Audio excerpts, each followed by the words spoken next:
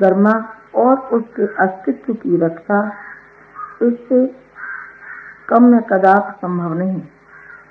प्राण जगाने वाला वह पराग परमल कहाँ से आए, वह बड़वाग्नि कौन पैदा करे जो सूर्य खोलाकर आकाश को बादलों से भर दे। वह उस नक्षत्र कैसे चमके कि इस युग की अंधेरी रात दीपमालिका के दृश्य में बदल जाए। परम पूज्य गुरुदेव का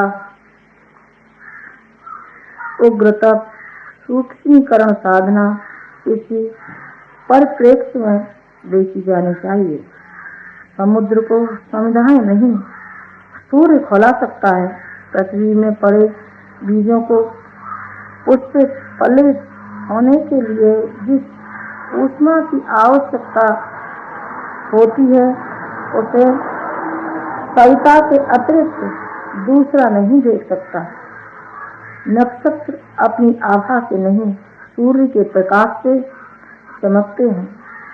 सूर्य अपनी इस विराट जिम्मेदारी को निराश, एकांत और प्रखर तपस्या द्वारा पूर्ण करते हैं।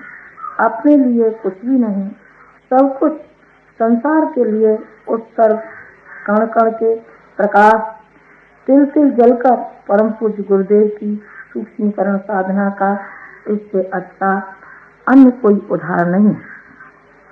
उन्होंने अपनी प्रत्यक्ष गतिविधियों को विराम दे दिया है, पर उनका अप्रत्यक्ष स्वतंत्रता संग्राम का नेतृत्व और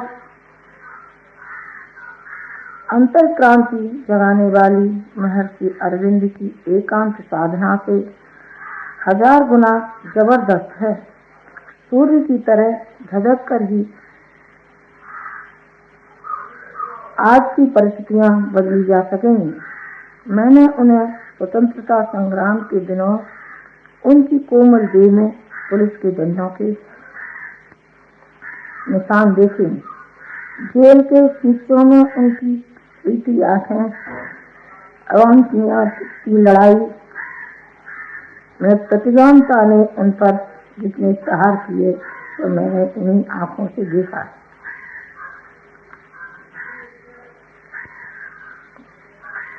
एकांत में बैठे अपने श्री कृष्ण पर हमने किसी पहेलियों के बाण मारकर घायल होते देखा, पर इंसान के इन सहचर को कभी मुस्कान रहित नहीं पाया। आज भी उनकी सूक्ष्मीकरण साधना में उनकी सारी प्रसन्नता संसार के कल्याण के लिए अंतर्मुखी हो गई है। 2 तोला अन्न, 2 तुलसी दल और 2 चम्मच गंगा जल। कभी उनसे पूछती इतना भीषण तप आखिर किस लिए, तो उनकी परावाणी एक ही उत्तर देती है, इस मिशन के लिए जिससे देव संस्कृति की प्राण रक्षा हो, संसार का कल्याण हो। सारे संसार की आंखें आज हम पर लगी हुई हैं।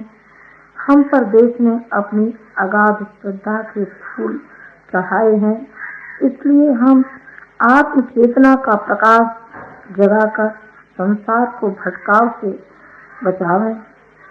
यह कार्य इतना बड़ा है कि इसके लिए एक नहीं हजारों भागीरथ, सुनसेव, नचिकेता, गांधी, शंकराचार्य और विवेकानंद चाहिए।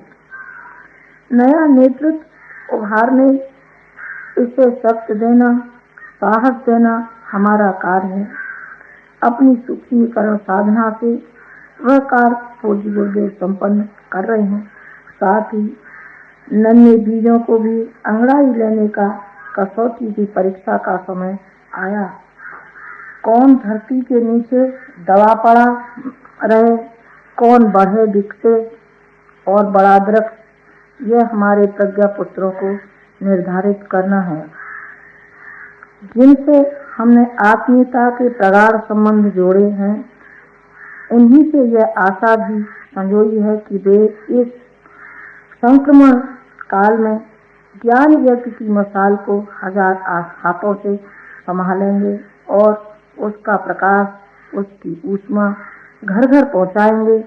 आप लोग सी मूर्छित पड़े रहेंगे तो युग निर्माण के शिव संकल्प को कौन पूरा करेगा? हमें विश्वास है कि हमारा कोई भी बालक इन दिनों मुंह नहीं छिपाएगा, कदम पीछे नहीं हटाएगा। हमें एक ऐसी बौद्धिक क्रांति की दिशा में तेज गति से आगे बढ़ना है जिसमें मनुष्य नर पामर न रहकर देव संस्कृति का समर्थक और अनुयायी बनेगा। ऐसे समग्र अध्यात्म की परिकल्पना और किसी ने नहीं की थी जैसी अपने महान मार्गदर्शक परम पूज्य गुरुदेव ने दी है।